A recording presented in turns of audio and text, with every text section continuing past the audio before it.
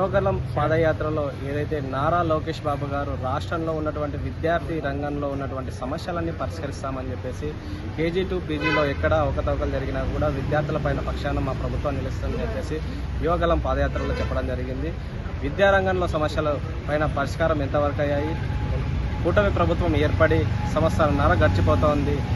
ఎలాంటి సమస్యలు పరిష్కరించారని చెప్పేసి మనతో మాట్లాడడానికి ఈరోజు ఏఐఎస్ఎఫ్ కర్నూలు జిల్లా కార్యదర్శి షాబీర్ బాషా గారు ఉన్నారు. వారితో మాట్లాడే ప్రయత్నం చెప్పండి. బ్రదర్, రాష్ట్రంలో యువగలం పాదయాత్రలో చెప్పిన హామీలు ఎంతవరకు వచ్చాయి?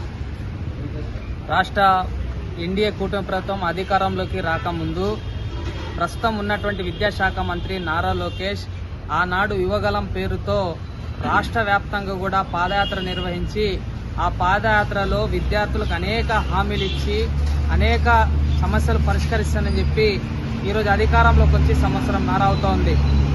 కేజీ నుండి పీజీ వరకు మా ప్రభుత్వం ఉచిత వైద్యం అందిస్తామన్నారు.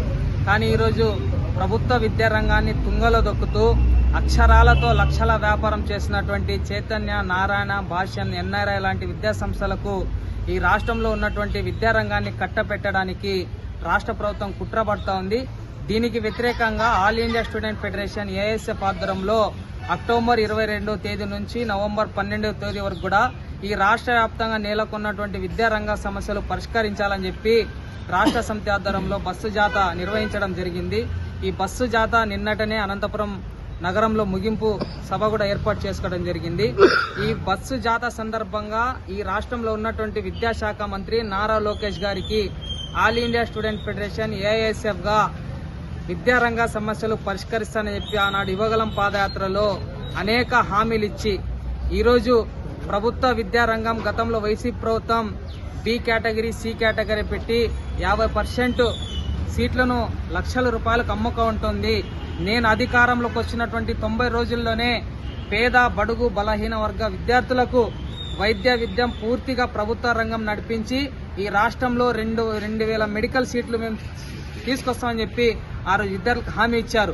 దాంతోపాటు పీజీ విద్యార్థులకు శాపంగా మారినటువంటి జీవో నెంబర్ 77 కూడా రద్దు చేస్తామని చెప్పి విద్యార్థులను మభ్యపెట్టి విద్యార్థుల యొక్క తల్లిదండ్రులు ఓట్లను వేసుకొని ఈరోజు అధికారంలోకి వచ్చిన తర్వాత వైసీపీ ప్రభుత్వం ఏదైతే 50% వైద్య రంగాన్ని ప్రైవేటీకరణ చేస్తే ఇప్పుడున్నటువంటి ఎన్డీఏ కూటమి ప్రభుత్వం దాన్ని 100% కూడా ప్రైవేటీకరణ చేసి ఈరోజు పీపీపీ విధానం తీసుకొచ్చి 5 సంవత్సరాలు ప్రజలు ఆయనను అధికారం ఇస్తే నువ్వు 33 సంవత్సరాలకు 60 సంవత్సరాలకు మెడికల్ కాలేజ్ను లీజుకి ఇస్తా ఉన్నావు. ఇది ఎంతవరకు సమాజం అని చెప్పి ఆల్ ఇండియా స్టూడెంట్ ఫెడరేషన్ గా మేము అడుగుతా ఉన్నాం. దాంతోపాటు ఈ రాష్ట్రంలో ఈ జిల్లాలో ఉన్నటువంటి సాంఘిక సంక్షేమ వసతి గృహాల్లో ఆ రోజు వైసీపీ ప్రభుత్వం సన్న బియ్యం ఇస్తుందని చెప్పి ఇవ్వలేదు, నేను అధికారంలోకి వస్తే ఇస్తానని చెప్పి ఆ రోజు విద్యార్థులకు స్పష్టంగా హామీ ఇచ్చావు. కానీ ఈరోజు అధికారంలోకి వచ్చి హాస్టల్లో దోమల సంగీతంతో విద్యార్థులు పండుకుంటున్నప్పటికి కూడా అక్కడ ఉన్నటువంటి వసతులు సరిగా లేక, రెగ్యులర్ వార్డెన్ లేక, అదేవిధంగా కుక్కు, కామాటి పోస్టులు చాలా ఉంటే ఒక పూట తినక హాస్టల్ విద్యార్థుల సమస్యలతో అలమటిస్తుంటే నువ్వు ఈరోజు మేము ప్రభుత్వ విద్యారంగానికి పెద్ద పీట వేస్తాం, ఈ రాష్ట్రంలో ప్రభుత్వ విద్యారంగం అభివృద్ధి చెందని చెప్పి మీ యొక్క స్వార్థం కోసం గొప్పగా ప్రకటనలు చేస్తా ఉన్నావు. దాంతోపాటు ఈ రాష్ట్రంలో ఉన్నటువంటి లక్షలాది మంది విద్యార్థులకు దాదాపు 6,400 కోట్ల రూపాయల ఫీజు బకాయిలు ఉన్నాయి. అవి మేము విడుదల చేశాం.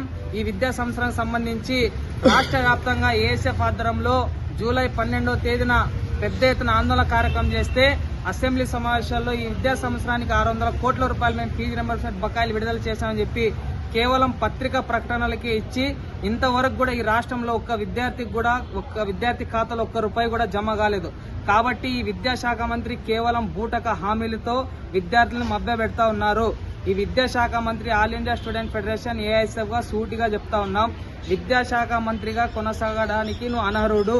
కాబట్టి విద్యాశాఖ మంత్రికి రాజీనామా చేసి మీ నాన్న పెట్టినటువంటి హెచ్ఎస్ కంపెనీలో వెళ్లి పాలు పెరుగు అమ్ముకో విద్యాశాఖ మంత్రి అని చెప్పి ఏఐఎస్ఎఫ్ గా చెప్తా ఉన్నాం.